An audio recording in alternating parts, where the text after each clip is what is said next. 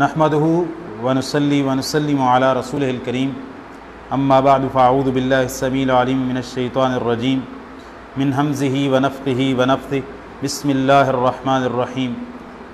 سبحان الذی اسری بعبدہ لیلا من المسجد الحرام إلى المسجد الأقصى الذي باركنا حوله لنريه من آياتنا إنه هو السميع البصير۔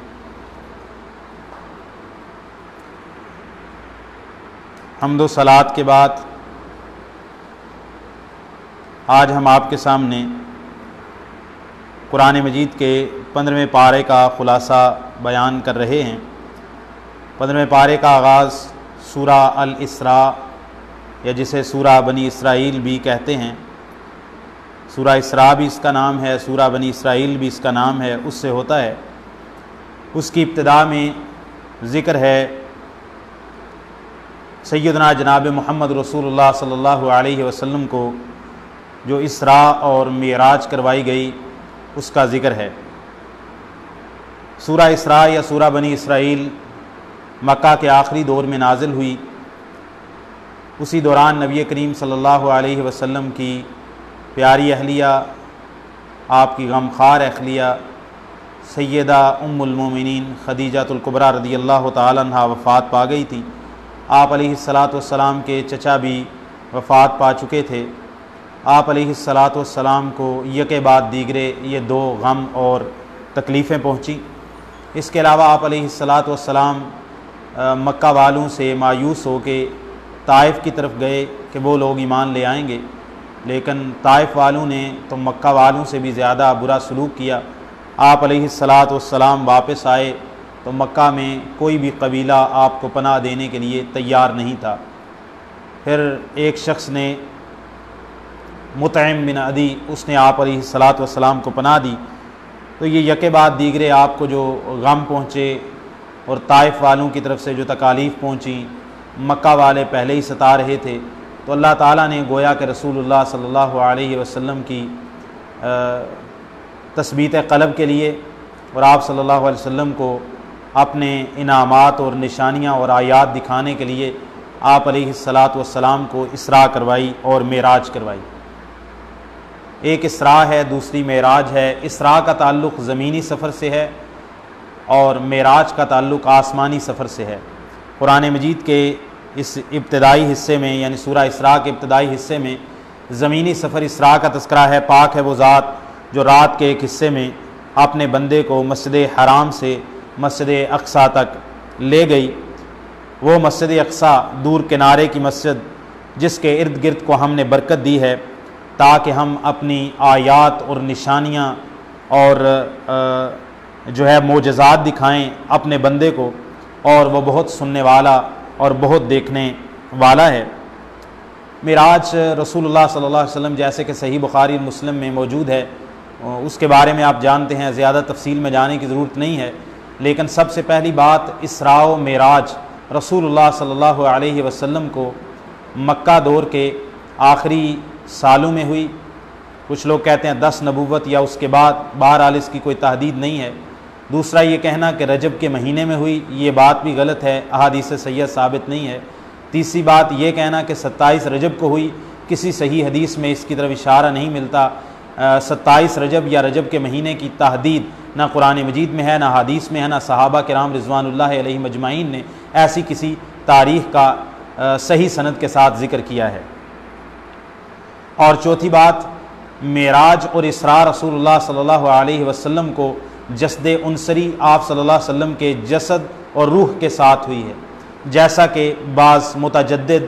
اور اس میں منکرین حدیث بھی آ جاتے ہیں، اس میں مستشرقین بھی آ جاتے ہیں، اس میں عقل پرست بھی آ جاتے ہیں۔ انہوں نے یہ کہا کہ رسول اللہ صلی اللہ علیہ وسلم کو معراج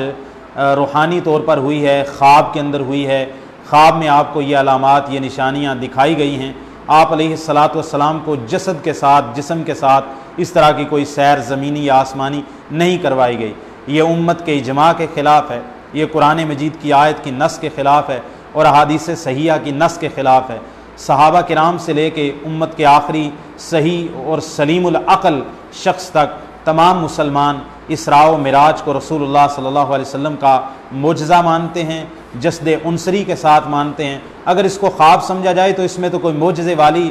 صورت ہی باقی نہیں رہتی، خواب تو کسی کو بھی آ سکتا ہے، اور انبیاء کو تو اللہ تعالیٰ بہت زیادہ اور سچے خواب دکھاتے ہیں۔ تو یہ جسد عنصری کے ساتھ ہوئی تھی۔ رسول اللہ صلی اللہ علیہ وسلم نے فرمایا میں مسجد حرام میں حتیم کے پاس موجود تھا، وہاں پر جبریل امین آئے اور شق صدر ہوا، رسول اللہ صلی اللہ علیہ وسلم کے سینہ اطہر کو کھولا گیا اور اس کو زمزم کے پانی سے دھویا گیا، پھر اس میں سے فرمایا گیا جو شیطان کا حصہ تھا وہ ہم نے اس میں سے نکال دیا ہے، آپ کے سینے کو پاک کر دیا ہے۔ پھر رسول اللہ صلی اللہ علیہ وسلم کو براق پر بٹھایا گیا، براق خچر سے چھوٹی، گدھے سے تھوڑی بڑی، یعنی اس سائز کی سواری تھی، اور یضع حافرہ عند منتہا طرفہ، اس کی اتنی رفتار تیز تھی کہ ایک قدم جب وہ پھلانگتی تھی، ایک قدم جا کے رکھتی تھی تو اس کی منتہائے نظر تک، جہاں تک اس کی نظر جاتی تھی وہاں تک اس کا ایک قدم پڑتا تھا۔ رسول اللہ صلی اللہ علیہ وسلم مسجد حرام سے مسجد اقصیٰ پہنچے، وہاں پر ایک کڑے کے ساتھ اپنی سواری کو باندھا، پھر رسول اللہ صلی اللہ علیہ وسلم مسجد اقصیٰ میں داخل ہوئے، وہاں پر انبیاء موجود تھے، جیسا کہ اللہ تعالیٰ کی مشیت ہے اور اس میں بھی کسی عقل پرستی میں نہیں پڑنا چاہیے۔ رسول اللہ صلی اللہ علیہ وسلم نے وہاں پر 1,24,000 سے کم و بیش انبیاء کی امامت کروائی گئی، وہاں پر رسول اللہ صلی اللہ علیہ وسلم کو دودھ اور شراب پیش کی گئی، یہ اسراء ہے، اور وہاں پر رسول اللہ صلی اللہ علیہ وسلم نے دودھ کو پسند کیا۔ جبریل نے کہا کہ آپ فطرت کو پہنچے ہیں، وہاں سے پھر آپ صلی اللہ علیہ وسلم کو جو ہے اٹھایا گیا آسمان کی طرف، 7 آسمانوں تک کی سیر کروائی گئی، مختلف آسمانوں سے مختلف انبیاء سے آپ علیہ الصلاۃ والسلام کی ملاقات ہوئی، جن میں قابل ذکر سیدنا موسیٰ علیہ السلام ہیں، سیدنا ادریس ہیں، جناب یوسف علیہ السلام ہیں، اور اسی طرح سیدنا آدم علیہ السلام ہیں، اور رسول اللہ صلی اللہ علیہ وسلم کی 7ویں یا 6 آسمان پر سیدنا ابراہیم علیہ السلام سے ملاقات ہوئی، اور ان کے پاس اہل جنت کے بچے تھے، اور وہاں پر بیت المعمور تھا، بیت المعمور کی دیوار کے ساتھ ٹیک لگا کے سیدنا ابراہیم علیہ السلام بیٹھے ہوئے تھے، اور رسول اللہ صلی اللہ علیہ وسلم نے فرمایا شکل و شباہت میں وہ میں ان کے زیادہ مشابہ تھا۔ اور بیت المعمور ہے جیسے زمین پر بیت اللہ ہے انسانوں اور جن کے طواف کے لیے، اسی طرح اس کے اوپر 7 آسمانوں کے اوپر بیت المعمور ہے جس کا طواف فرشتے کرتے ہیں، روزانہ اس کا 70,000 فرشتے طواف کرتے ہیں۔ ایک فرشتہ جس نے پہلی دفعہ اس کا طواف کیا تھا قیامت تک دوبارہ اس کی طواف کرنے کی باری نہیں آئے گی۔ وہاں سے پھر آپ 7ویں آسمان سے بھی اوپر، سدرۃ المنتہا سے بھی اوپر گئے، جہاں سے جبریل نے کہا کہ میں اس سے اوپر نہیں جا سکتا۔ اللہ تعالیٰ سے اللہ تعالیٰ آپ سے ہم کلام ہوئے، اور لیکن ملاقات یعنی اللہ تعالیٰ نے آپ سے کلام کیا، شرف کلام سے بخشا، جیسے موسیٰ علیہ السلام کو کلام سے بخشا تھا۔ وہاں پر پھر آپ علیہ الصلاۃ والسلام کو جو ہے وہ 5 نمازوں کا تحفہ دیا گیا، جو ابتدا میں 50 تھیں، پھر اس کو 5 کر دیا گیا، لیکن کہا کہ ہمارے ہاں کلمہ تبدیل نہیں ہوتا، آپ 5 ہیں، اجر 10 گنا کے حساب سے 50 کا ہی ملے گا۔ اور رسول اللہ صلی اللہ علیہ وسلم کو وہیں پر اللہ تعالیٰ نے کلام کیا، لیکن رسول اللہ صلی اللہ علیہ وسلم کو اللہ تعالیٰ کو رسول اللہ صلی اللہ علیہ وسلم نے اپنی رؤیت بصری بیداری کی آنکھ کے ساتھ نہیں دیکھا۔ یہی اہل السنہ والجماعہ کا عقیدہ ہے۔ اسی کے بارے میں رسول اللہ صلی اللہ علیہ وسلم نے صحیح مسلم میں فرمایا نور انا اراہ، وہ نور ہے، میں اس کو کیسے رؤیت بصری کے ساتھ دیکھ سکتا ہوں۔ ہاں ایک صحیح مسلم میں حدیث ہے کتاب الایمان میں عبداللہ بن عباس رضی اللہ تعالیٰ عنہما کا وہ قول ہے، اور سب سے محتاط بات ہے کہ حالت خواب میں یا ایک الہام کی صورت میں اللہ تعالیٰ نے آپ کو اپنا دیدار کروایا ہے جیسے اللہ کی شان کے لائق تھا، لیکن رؤیت بصری کے ساتھ اللہ تعالیٰ نے اپنی مخلوق میں سے کسی کو بھی اپنا دیدار نہیں کروایا۔ لا تدرک الابصار وہو یدرک الابصار۔ اس کے بعد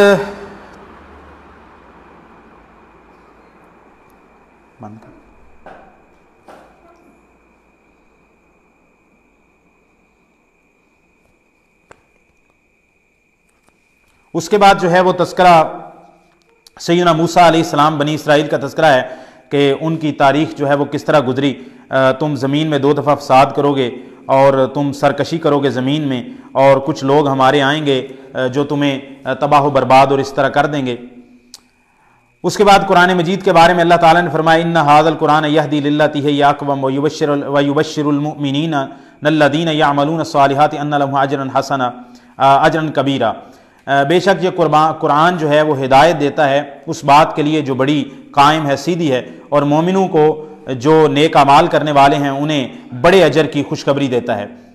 اور اس کے بعد اللہ تعالیٰ نے فرمایا ہے کہ انسان بڑا ہی جلد باز ہے، اور انسان اپنے لیے شر کی دعا کرتا ہے، ہلاکت کی دعا کرتا ہے، برائی کی دعا کرتا ہے خیر کی دعا کرنے سے پہلے، اور انسان بڑا ہی جو ہے وہ جلد باز ہے۔ انسان کی ہلاکت کے اللہ تعالیٰ نے اور اس کی کامیابی اور ہلاکت کے کچھ اصول بیان کیے ہیں۔ وَكُلَّ إِنسَانٍ، اور ہر انسان أَلْزَمْنَاهُ طَائِرَهُ فِي عُنُقِهِ، ہر انسان ہم نے لازم کر دیا ہے اس کے نصیب کو اس کی گردن میں۔ وَنُخْرِجُ لَهُ يَوْمَ الْقِيَامَةِ كِتَابًا يَلْقَاهُ مَنشُورًا، اور قیامت کے دن ہم اس کے لیے ایک کتاب نکالیں گے، یعنی نامہ اعمال، جس کو اپنے سامنے کھلا ہوا پائے گا۔ اللہ تعالیٰ فرمائیں گے اپنی کتاب کو پڑھ، اپنے نامہ اعمال کو پڑھ، آج تو اپنی ذات کے لیے اکیلا ہی محاسب کافی ہے۔ جو کوئی ہدایت یافتہ ہوا وہ ہدایت یافتہ اپنی ذات اپنے فائدے کے لیے ہوا، اور جو کوئی گمراہ ہوا اس کی گمراہی کا نقصان بھی اس کی ذات کو پہنچے گا۔ وَلَا تَزِرُ وَازِرَةٌ وِزْرَ أُخْرَىٰ، کل قیامت کے دن کوئی بوجھ اٹھانے والی کسی دوسری جان کا بوجھ نہیں اٹھائے گی، یعنی جس نے گناہ کیا اس کی سزا ملے گی، کسی دوسرے کے گناہ کی سزا کسی معصوم کو نہیں ملے گی۔ اور اللہ تعالیٰ فرماتے ہیں ہمارا یہ اصول ہے وَمَا كُنَّا مُعَذِّبِينَ حَتَّىٰ نَبْعَثَ رَسُولًا، ہم نے رسول بھیجنے سے پہلے، اپنی حجت اتمام حجت کرنے سے پہلے ہم کسی بھی قوم اور بستی کو ہلاک نہیں کرتے۔ اللہ تعالیٰ فرماتے ہیں وَإِذَا أَرَدْنَا أَن نُّهْلِكَ قَرْيَةً أَمَرْنَا مُتْرَ فِيهَا فَفَسَقُوا فِيهَا فَحَقَّ عَلَيْهَا الْقَوْلُ، جب ہم نے کسی بستی کو ہلاک کرنے کا ارادہ کیا یا ارادہ کرتے ہیں تو ہم اس کے خوشحال لوگوں کو حکم دیتے ہیں، پھر وہ حکم نہیں مانتے، پھر وہ فسق و فجور کرتے ہیں، پھر اللہ تعالیٰ فرماتے ہیں ان پر ہماری بات ثابت ہو جاتی ہے اور پھر ہم انہیں پوری طرح ہلاک کر دیتے ہیں، ہلاک کر دینا۔ اللہ تعالیٰ فرماتے ہیں کتنے ہی زمانے کے لوگوں کو ہم نے ہلاک کیا نوح علیہ السلام کے بعد، اور آپ کا رب اپنے بندوں کے گناہوں پر پورا خبردار ہے اور پوری طرح دیکھنے والا ہے۔ اللہ تعالیٰ نے معاشرت کے کچھ دائمی اصول بیان کیے ہیں جو بنیادی طور پر تو بنی اسرائیل کو کہے گئے تھے، لیکن یہ تمام انسانوں کے لیے ہمارے لیے بھی ہیں۔ لا تجعل مع اللہ الہا آخر، اللہ کے ساتھ کوئی اور معبود مت بناؤ، فتقعد مذموما مخذولا، پھر آپ بیٹھ جاؤ گے مذمت کیے ہوئے اور جو ہے وہ پچھاڑے ہوئے۔ اور فرمایا وَقَضَىٰ رَبُّكَ أَلَّا تَعْبُدُوا إِلَّا إِيَّاهُ، اور حکم دیا ہے آپ کے رب نے، یہاں سے وہ اصول شروع ہونے ہیں۔ اللہ تعالیٰ نے کچھ احکامات دیے جو بنی اسرائیل کو دیے تھے، یہ تمام انسانوں کے لیے ہیں۔ یہ حسن معاشرت کے اصول بھی ہیں، یہ عبادات کے اصول بھی ہیں، یہ اخلاقیات کے اصول بھی ہیں، یہ وَقَضَىٰ رَبُّكَ، اور حکم دیا ہے آپ کے رب نے کہ اللہ تعبدوا الا اياه، کہ اس کے سوا کسی کی عبادت نہ کرو۔ نمبر 2 وبالوالدین احسان، اپنے والدین کے ساتھ احسان کرو۔ اگر تمہارے والدین میں سے ایک یا دونوں آپ کی موجودگی میں بڑھاپے کو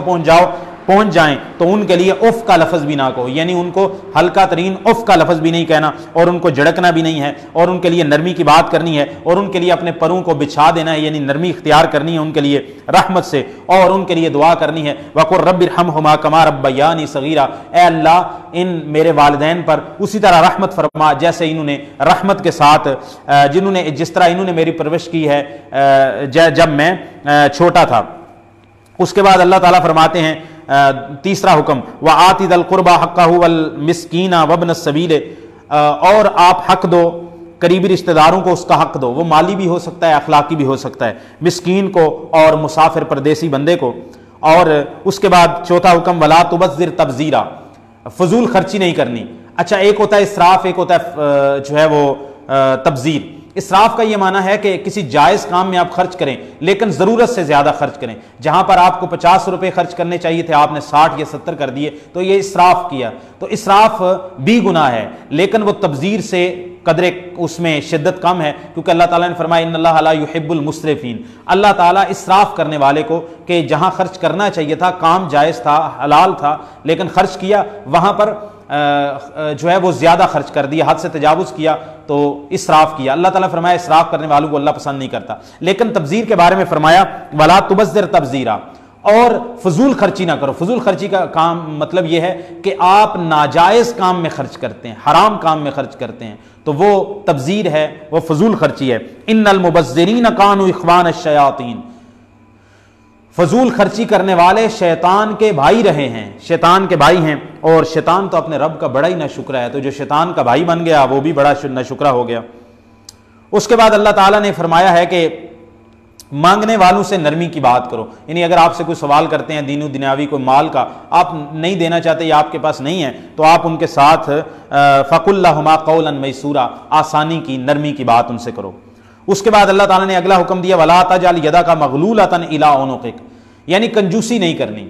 اللہ تعالیٰ فرماتے ہیں نہ تو اپنے ہاتھ کو اپنی گردن تک بند کر لے، یعنی اپنے ہاتھوں کو کشادہ کر لے کہ جائز کام میں بھی جہاں ضرورت ہے اولاد کی جو ہے وہ اپنی اولاد کی، بیوی بچوں کی، یا اپنی ذاتی ضرورت ہے وہاں بھی اپنی ذات پر، اپنی جان پر، اپنے جسم پر، اپنی اولاد پر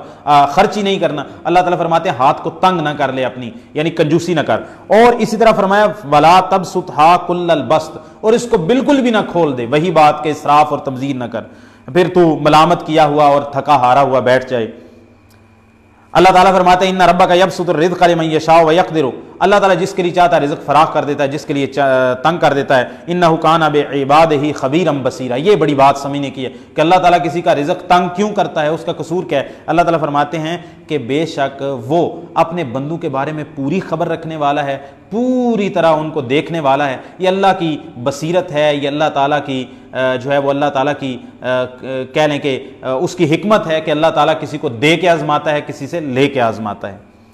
اگلا حکم یہ دیا وَلَا تَقْتُلُوا أَوْلَادَكُمْ خَشْيَةَ إِمْلَاقٍ نَحْنُ نَرْزُقُهُمْ وَإِيَّاكُمْ، اللہ تعالیٰ فرماتے ہیں اپنی اولاد کو بھوک کے ڈر سے، فقر و فاقہ کے ڈر سے قتل نہ کرو، وسائل کی کمی کے ڈر سے قتل نہ کرو۔ ہم تمہیں بھی رزق دیتے ہیں، انہیں بھی رزق دیتے ہیں۔ جس اللہ تعالیٰ نے تمہیں پال پوس کے بڑا کر دیا ہے، تمہیں رزق کی کمی نہیں آنے دی، تو اللہ تعالیٰ تمہارے بچوں کا بھی اللہ تعالیٰ ہی وارث ہے، رزق تو آسمان سے آتا ہے۔ اس سے یہ بات معلوم ہوتی ہے کہ وسائل کی کمی کی وجہ سے،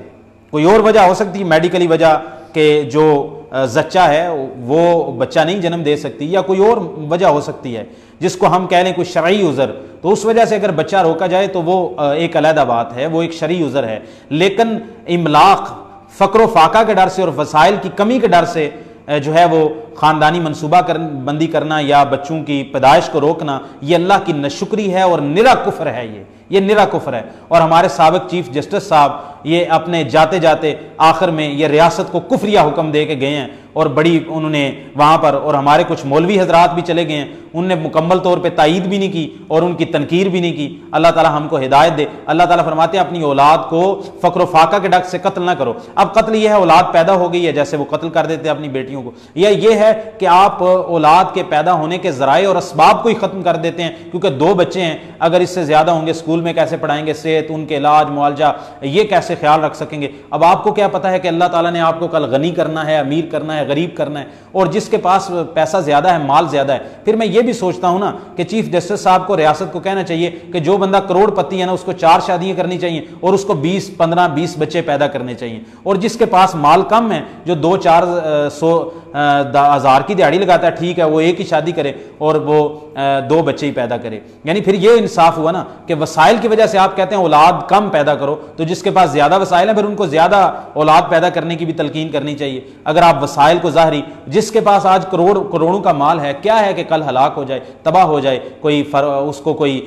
جو ہے وہ آسمانی آفت آ جائے، آپ کو کیا پتہ ہے۔ اور جس کے پاس نہیں ہے، آج فقیر ہے، کل کو اللہ تعالیٰ اس کو غنی کر دے، آپ کو کیا پتہ ہے۔ یا اولاد میں سے آپ اس کو کہہ رہے ہیں کہ 1 اولاد رکھو، 2 رکھو، ہو سکتا ہے وہ بچے جوان ہی نہ ہو سکیں، اس نے 1 یا 2 اولاد پیدا ہوئی تھی اس کی، اور اس کے بعد اس نے آپ کی بات مان کے سٹاپ کر دیا، اس کا اللہ پہ توکل اور بھروسہ نہیں تھا، کل کو وہ اولاد فوت ہو گئی بچپن کے اندر ہی، پھر اس کے بعد تو وہ سارے اسباب ختم کر چکے تھے، معاملات ہی ختم کر چکے تھے کئی طرح کے میڈیکلی طور پر، تو اب آپ وہ کہتے ہیں کاش ہماری اور بھی اولاد ہوتی۔ یا پھر کسی کی اولاد پیدا ہوتی ہے تو وہ 2 بچے پہلے وہ بالکل ہی نکھٹو نکل آتے ہیں، لیکن اگر کسی کو اللہ تعالیٰ نے 2 سے زیادہ بچے دیے ہیں، 4-5 بچے دیے ہیں، اس سے زیادہ، ان میں سے 2-3 ہونہار نکل آتے ہیں، یہ سارے ہی ہونہار نکل آتے ہیں۔ اب ان کے والدین کی جو زندگی ہے وہ تو فقر و فاقہ میں، تنگ دستی میں گزری ہے، مسکنت کے اندر گزری ہے، لیکن وہ ہونہار کاروبار تجارت کے اندر اپنی عقل و فراست کے ساتھ وہ اتنا زیادہ ترقی کرتے ہیں کہ وہ اپنی اولاد کو 5 بچے کروڑ اور ارب پتی بنا دیتے ہیں اپنے والدین کو۔ یہ کس نے دیکھا ہے؟ یہ ناشکری کی باتیں ہیں، یہ کفر کی باتیں ہیں۔ یہ رسول اللہ صلی اللہ علیہ وسلم نے فرمایا انی مکاثر بکم الامم، کل قیامت کے دن میں تمام امتوں پر تعداد کے لحاظ سے اپنی امت محمد صلی اللہ علیہ وسلم پر فخر کروں گا، تو امت کو گھٹانے کی کس طرح کی باتیں آپ کرتے ہیں؟ تو یہ باتیں بالکل غلط ہیں، ناجائز ہیں، اور ہم ریاست کا اس معاملے میں ساتھ نہیں دے سکتے۔ ریاست کو ایسی باتیں باتیں نہیں کرنی چاہیے، یہ لوگوں پہ چھوڑنا چاہیے۔ ولا تقربوا الزنا، اللہ تعالیٰ فرماتے ہیں بدکاری کے قریب نہ جاؤ، وہ بہت بڑی فحاشی اور برا راستہ ہے، بدکاری نہیں کرنی، کبیرہ گناہ ہے۔ ولا تقتلوا النفس التي حرم اللہ الا بالحق، اور نہ تم کسی جان کو قتل کرو جس کو قتل کرنا اللہ نے حرام قرار دیا مگر حق کے ساتھ، یعنی کسی نے کسی کا قتل کر دیا، اب قاتل کو قصاصاً عدالت اور قاضی قتل کرے، انسان تو خود بھی نہیں قتل کر سکتا، مقتول اپنے مقتول کا وارث اپنے مقتول کے قاتل کو وہ خود بھی قتل نہیں کر سکتا، قانون ہاتھ میں لینا یہ بھی جرم ہے، اس سے فساد پھیلتا ہے۔ اللہ تعالیٰ فرماتے ہیں جو کوئی مظلوم قتل کیا گیا اور ہم نے اس کے ولی کے لیے وارث کے لیے ایک دلیل بنا دی ہے، پس وہ قتل کرنے میں اسراف نہ کرے، یعنی جب وہ بدلہ قصاص کے ذریعے لیا جاتا ہے تو اس میں بھی وہ اعتدال کے دامن کو نہ چھوڑے۔ اللہ تعالیٰ نے فرمایا ولا تقربوا مال الیتیم، یتیم کے مال کے قریب نہیں جانا، اور سورہ النساء میں ہم پیچھے پڑھ چکے ہیں، اللہ تعالیٰ نے فرمایا کہ جو لوگ یتیم کا مال کھاتے ہیں انما یاکلون فی بطونہم نارا، وہ اپنے پیٹوں کے اندر آگ بھر رہے ہیں، جہنم کی آگ بھر رہے ہیں اپنے پیٹوں میں۔ یتیم کا مال کھانا کبیرہ گناہ ہے۔ وَأَوْفُوا بِالْعَهْدِ، عہد کو پورا کرو، رسول اللہ صلی اللہ علیہ وسلم نے فرمایا جو عہد پورا نہیں کرتا اس کا کوئی دین نہیں ہے۔ ان العہد کان مسئولا، عہد کے بارے میں قیامت کے دن پوچھا جائے گا۔ وَأَوْفُوا الْكَيْلَ إِذَا كِلْتُمْ وَزِنُوا بِالْقِسْطَاسِ الْمُسْتَقِيمِ، اور جب ماپ کر دو، غلہ وغیرہ ماپ کے دیا جاتا ہے، ماپ کر دو، ماپ پورا دو، اور جب وزن کرو تولو تو اس وقت بھی سیدھے ترازو کے ساتھ تولو، یہ زیادہ بہتر ہے۔ وَلَا تَقْفُ مَا لَيْسَ لَكَ بِهِ علم، جس چیز کا آپ کو علم نہیں ہے اس بات کے پیچھے نہیں پڑنا چاہیے۔ ان السمع والبصر والفؤاد كل اولئک کان عنہ مسئولا، بے شک انسان کے کان، انسان کی آنکھیں، انسان کا دل، ہر چیز کے بارے میں قیامت کے دن سوال کیا جائے گا۔ اور اگلا حکم یہ دیا ہے ولا تمشی فی الارض مرحا، اور زمین میں اکڑ کر نہ چل، انک لن تخرق الارض ولن تبلغ الجبال طولا، نہ تو زمین کو پھاڑ سکتا ہے، تیرے اندر یہ طاقت ہے، اور نہ تو اپنی بلندی میں اور اونچائی میں اور اپنی قد کھاٹ میں تو پہاڑوں کو پہنچ سکتا ہے، پہاڑ تجھ سے بہت بلند اور مضبوط ہیں، نہ تو زمین کو پھاڑ سکتا ہے نہ پہاڑوں کی بلندی کو پہنچ سکتا ہے، تیرا قد 5 ساڑھے 5 فٹ 6 فٹ 6.5 فٹ، اس سے زیادہ کیا ہے، تیری اوقات ہی کیا ہے اس حوالے سے، اور زمین پر کس چیز کی اکڑ ہے، کس چیز کا تکبر ہے۔ رسول اللہ صلی اللہ علیہ وسلم نے فرمایا، اللہ تعالیٰ فرماتے ہیں کہ تکبر میری رضا ہے، جو شخص تکبر کرتا ہے اللہ تعالیٰ فرماتے ہیں میری رضا کو کھینچنے کی کوشش کرتا ہے، تو یہ تکبر کرنا یہ جو ہے اللہ تعالیٰ کی کہنے صفات کے اندر اپنے آپ کو شریک کرنے والی بات ہے۔ اللہ تعالیٰ فرماتے ہیں یہ وہ ہے جو ہم نے آپ کی طرف ہے ہمارے محبوب وہی کیا حکمت میں سے، اور آپ پھر فرمایا ہے آخر میں ولا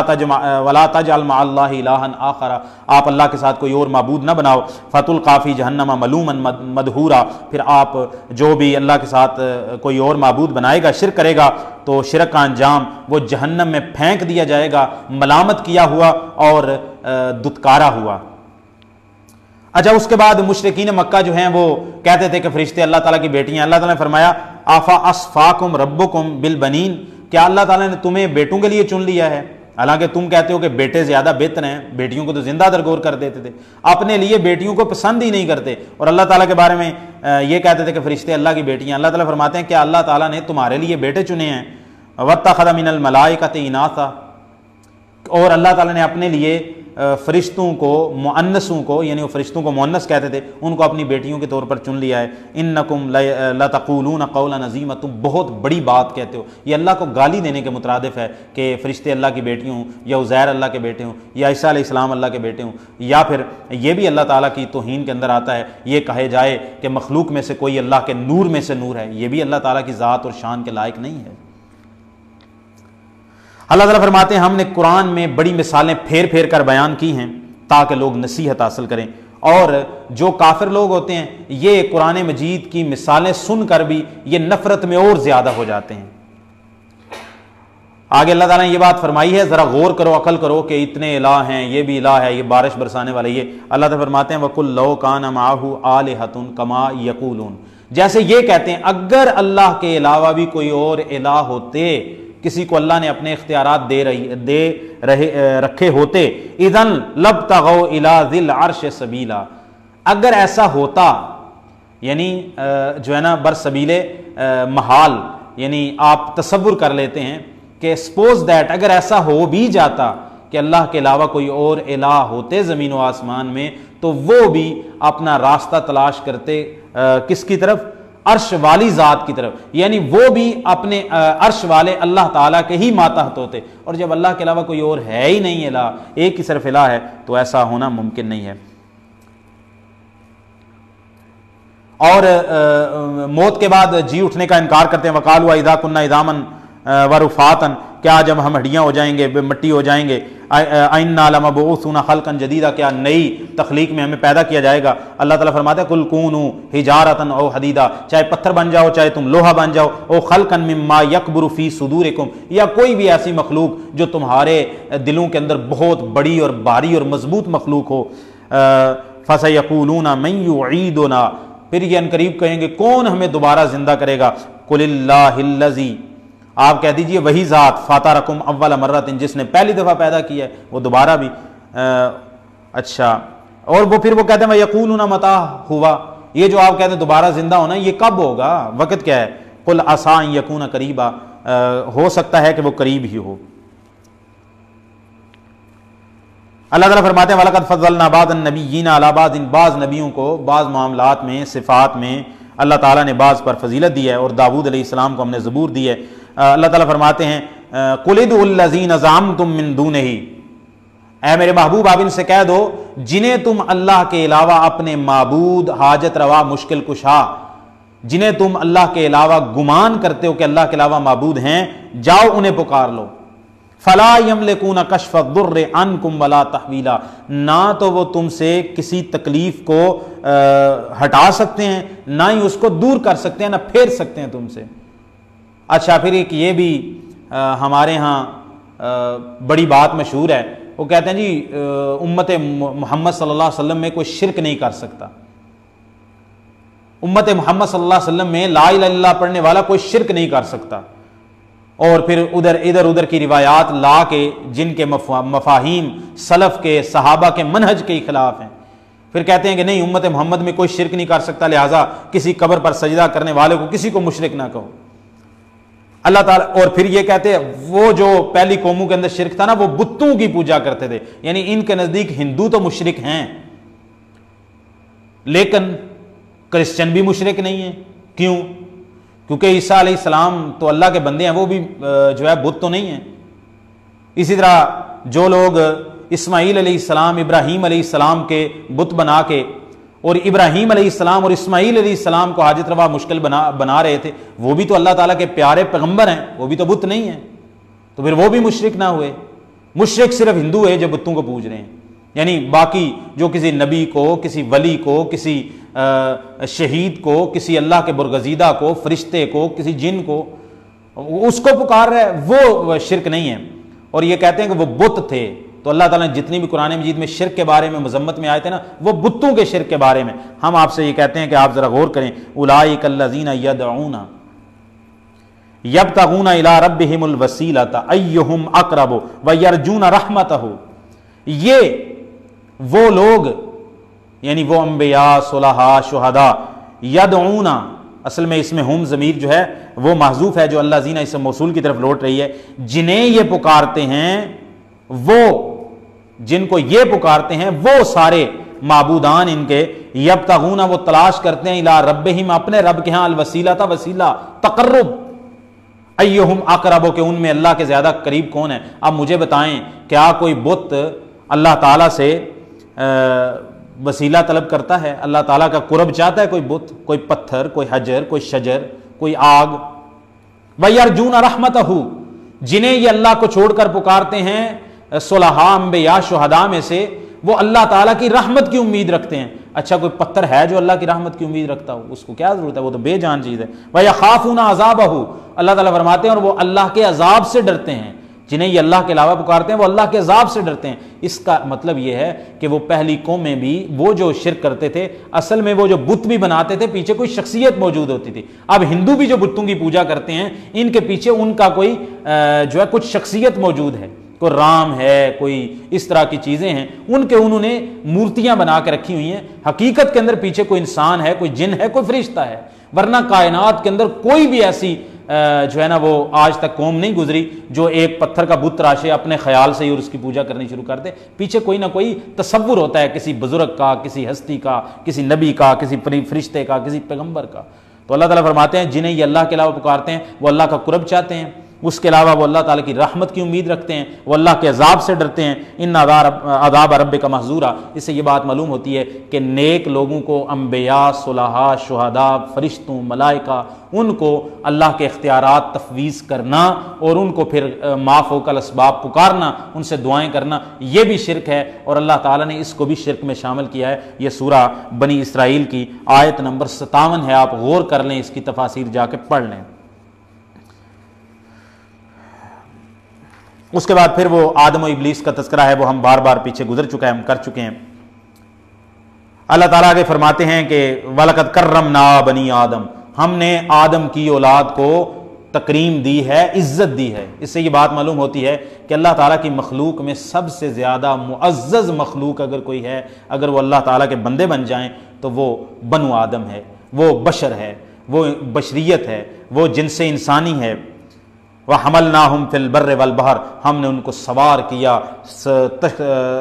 خشکیوں پر، تریوں پر، سمندروں میں۔ وَرَزَقْنَاهُمْ مِنَ الطَّيِّبَاتِ، اور اللہ تعالیٰ فرماتے ہیں ہم نے ان کو پاکیزہ چیزوں سے رزق دیا۔ وَفَضَّلْنَاهُمْ، اور ہم نے ان کو فضیلت دی، عَلَىٰ كَثِيرٍ مِّمَّنْ خَلَقْنَا تَفْضِيلًا،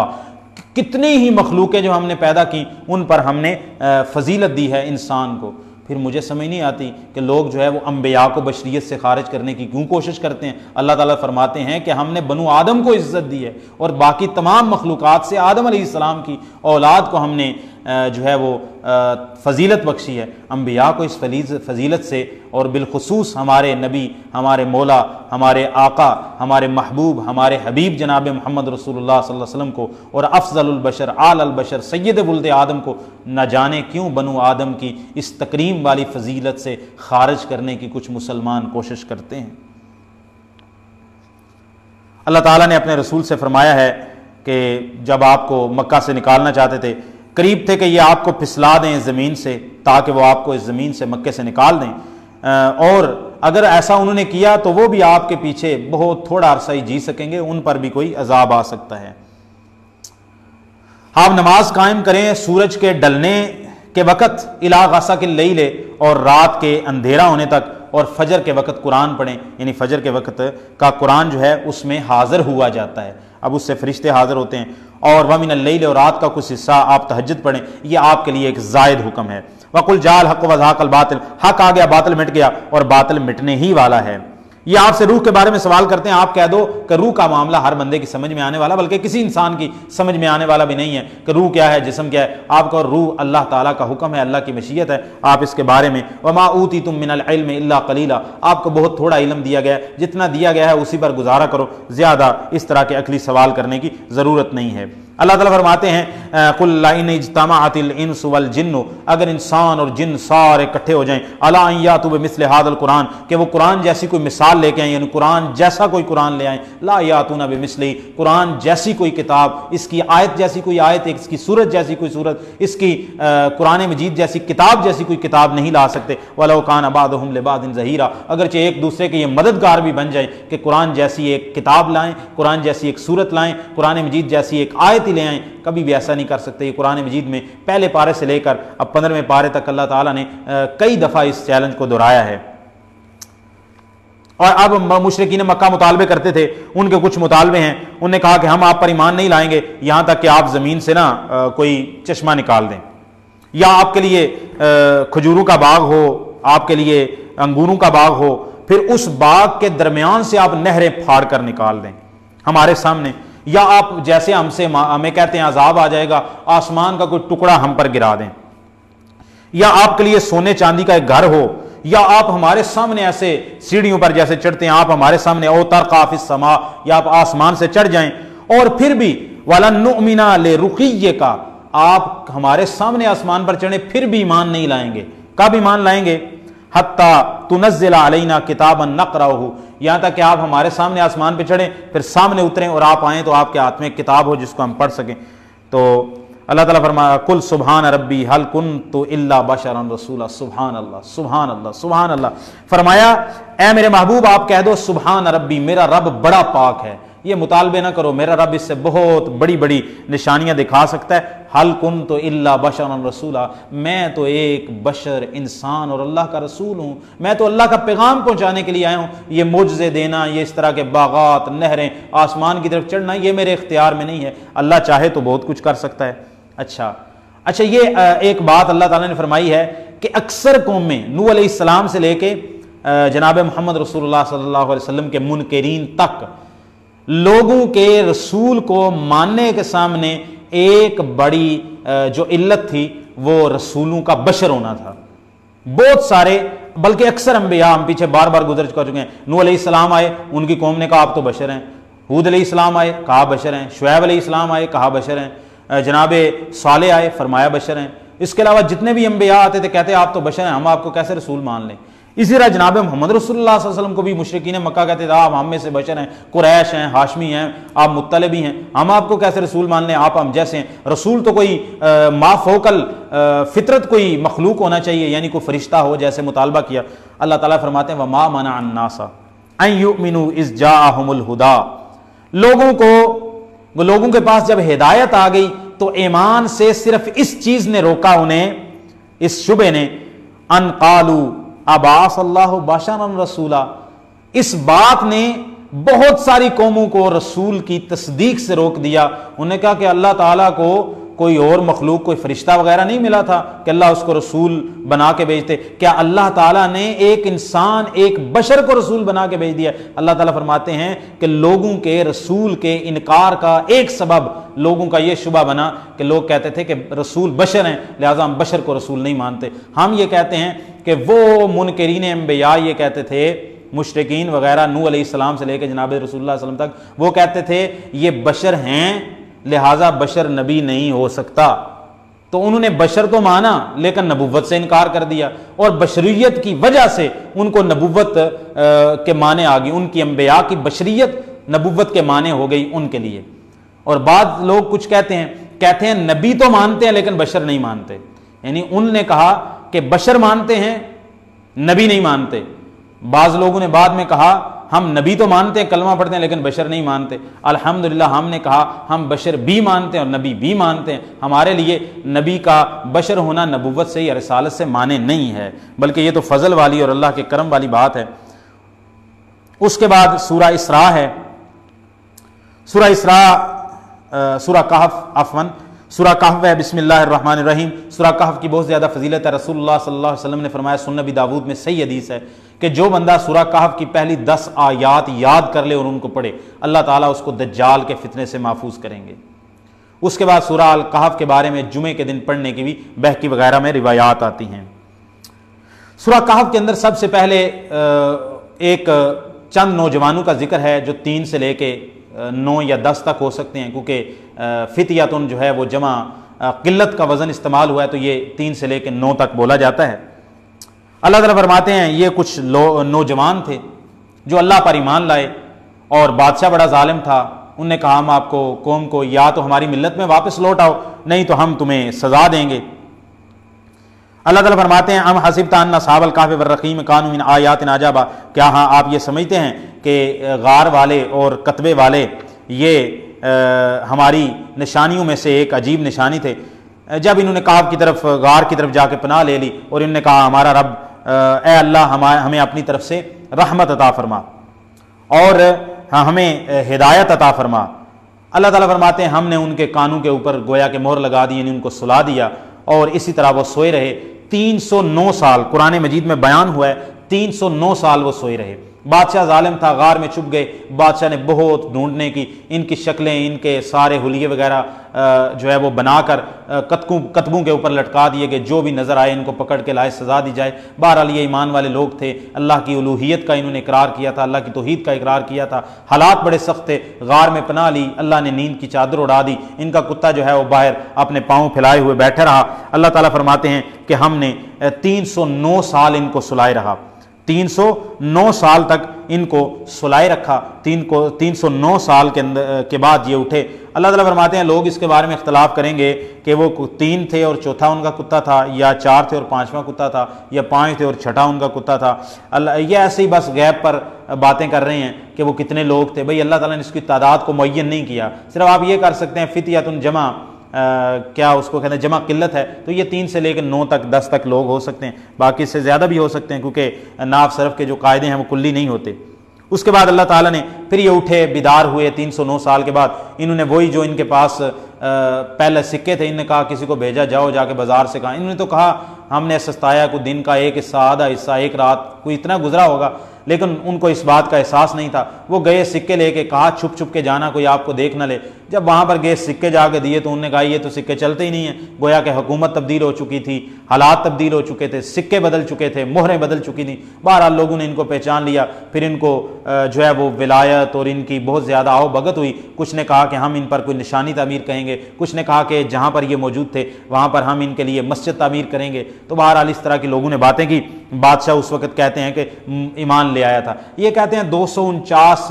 हिजरी की बात, ईस्वी की बात मालूम होती है। ये ईसा अलैहिस्सलाम के मानने वाले कुछ लोग थे, यानी नसरानी थे।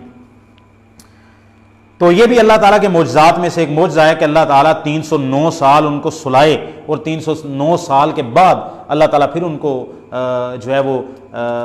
बिदार करके फिर उसको दुनिया के अंदर भेज दे। ये अल्लाह ताला की शान है। तो इसमें एक मौजज़ा है, निशानी है। अल्लाह ताला फरमाते हैं कि ऐ मेरे महबूब, जब भी आपने कोई काम कहना है कि मैं ये काम करूंगा, वला तक़ूलन्न लिशैइन इन्नी फ़ाइलुन ज़ालिका गदन, कि आप हरगिज़ ना कहें कि मैं ये काम सुबह करूंगा, मगर इल्ला अन यशा अल्लाह, मगर ये कि अल्लाह चाहे। इंशाअल्लाह कहना ज़रूरी है। अल्लाह ताला फरमाते हैं वलाबिसू फ़ी कहफ़िहिम सलासा मियातिन सिनीन वज़दादू तिस्सा, 309 साल वो उसमें रहे हैं। अल्लाह ताला ने अपने महबूब सल्लल्लाहु अलैहि वसल्लम को फरमाया है कि आप अपने नफ्स को रोके रखें उन सहाबा के साथ यदऊन रब्बहुम बिलगदात वलअशी, जो सुबह शाम अपने रब को याद करते हैं, युरीदून वजहहू, और अल्लाह ताला के चेहरे को चाहते हैं, उसकी रज़ा चाहते हैं, और आपकी नज़रें जो है आगे न बढ़ें अनहुम, उनसे, जो लोग दुनिया की ज़ेबो ज़ीनत चाहते हैं। और वला तुते मन अग़फ़लना क़ल्बहू, और जिसके दिल को हमने गाफिल किया अपने ज़िक्र से, आप उसके पीछे न चलें, और उसने अपनी ख्वाहिश की पैरवी की है और उसका अमर जो है वो हद से बड़ा हुआ है। 2 आदमियों की अल्लाह ताला ने मिसाल बयान की है। 2 आदमी थे या 2 भाई थे। एक को अल्लाह ताला ने माल कम दिया था, एक को अल्लाह ने बहुत ज़्यादा माल दिया था। उसके 2 बागात थे। वो उसमें गया, उसने तकब्बुर किया, उसने कहा ये मेरा बाग है, मेरे पास माल भी तुझसे ज़्यादा है, औलाद भी ज़्यादा है, मैं तुझसे शरफ जाहो जलाल में बहुत ज़्यादा हूँ, और मैं नहीं समझता कि क़यामत कायम होगी, दोबारा ये दुनिया ख़त्म हो जाएगी, दोबारा मैं उठाया जाऊँगा। और इस तरह वो ये भी कहता है कि अगर ऐसा हुआ कि मैं गुमान करता हूँ अगर क़यामत कायम हो गई तो फिर मुझे इससे भी ज़्यादा बेहतर बागात मिलेंगे। वो अपने भाई से, साथी से झगड़ा कर रहा था। उसके साथी ने उसको, भाई ने समझाया कि ऐसा ना कर, बल्कि तू जब भी अपने बाग में दाखिल हो तो कह माशा अल्लाह, जो अल्लाह ने चाहे, अल्लाह की शुक्र कर, अल्लाह का हमद बयान कर, ला कुव्वता इल्ला बिल्लाह। तो अगर तू ख्याल करता है कि मैं तुझसे कम माल वाला हूँ, कम औलाद वाला हूँ, तो हो सकता है कि अल्लाह ताला मुझे इससे भी ज़्यादा बेहतर दे दे, यानी आखिरत के अंदर या दुनिया के अंदर, और तेरे बाग पर जिसमें तो तकब्बुर के अंदर इतरार है, अल्लाह ताला कोई अजाब भेजे और फिर ये ऐसे ही कटी हुई खेती के साथ तबाह बर्बाद हो जाए, या फिर इसका पानी नीचे चला जाए और तो फिर बड़ी कोशिश करे इसका पानी ऊपर ना आ सके, तो बाग को पानी ना लगे तो बाग तो सूख जाएगा और ख़त्म हो जाएगा। उसके बाद अल्लाह ताला फरमाते हैं उसके वहीता बेसामरे ही हाथा किया गया उसके फल का। तो सुबह उठा, युकल्लिबु कफ़ैहि अला मा अनफ़क़ा फ़ीहा,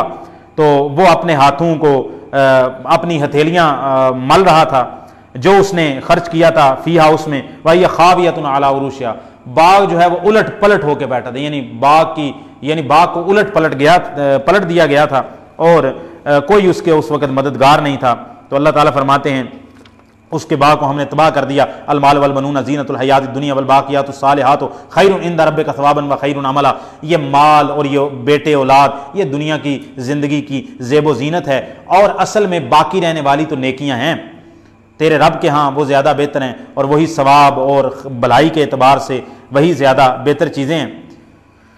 अल्लाह ताला फरमाते हैं कल क़यामत के दिन किताब सामने रखी जाएगी, नामा अमाल, मुजरिमीन देखेंगे डरे हुए, اور وہ کہیں گے یا ویلتا ہائے ہلاکت مال حاضل کتاب ہے، کیا ہے اس نامہ اعمال کو، لا یغادر صغیرۃ ولا کبیرۃ الا احصاها، نہ تو اس نے کوئی چھوٹی برائی چھوڑی ہے نہ کوئی بڑی، سب کو شمار کر کے لے آئی ہے، ووجدوا ما عملوا حاضرا، جو بھی انہوں نے دنیا میں عمل کیے ہوں گے سب کو اپنے سامنے پائیں گے، ولا یظلم ربک احدا، اور تیرا رب کسی پر ظلم نہیں کرے گا۔ پھر اس کے بعد پھر دوبارہ جب اللہ تعالیٰ فرماتے ہیں ہم نے آدم فرشتوں کو کہا یہ آدم کو سجدہ کرو، سب نے سجدہ کیا سوائے ابلیس کے، ابلیس فرشتہ نہیں تھا جی، کچھ لوگ سمجھتے ہیں ابلیس فرشتہ تھا، اللہ تعالیٰ فرماتے ہیں کان من الجن ففسق عن امر ربہ، یہ جنوں میں سے تھا، اس نے رب کے حکم کی نافرمانی کی۔ اللہ تعالیٰ فرماتے ہیں وَتِلْكَ الْقُرَىٰ أَهْلَكْنَاهُمْ لَمَّا ظَلَمُوا وَجَعَلْنَا لِمَهْلِكِهِمْ مَوْعِدًا، اللہ تعالیٰ فرماتے ہیں یہ بستیاں جب انہوں نے ظلم کیا، اللہ کے حکم کی نافرمانی کی، ہم نے ان کو ہلاک کر دیا۔ اور اس کے بعد تذکرہ آ رہا ہے جناب موسیٰ علیہ السلام اور خضر علیہ السلام کا، چونکہ وہاں سے 16واں پارہ شروع ہو رہا ہے تو تاکہ ربط نہ ٹوٹے، کل ہم 16ویں پارے کے ساتھ ہی اس قصے کو آگے بیان کریں گے۔ اللہ تعالیٰ عمل کی توفیق عطا فرمائے۔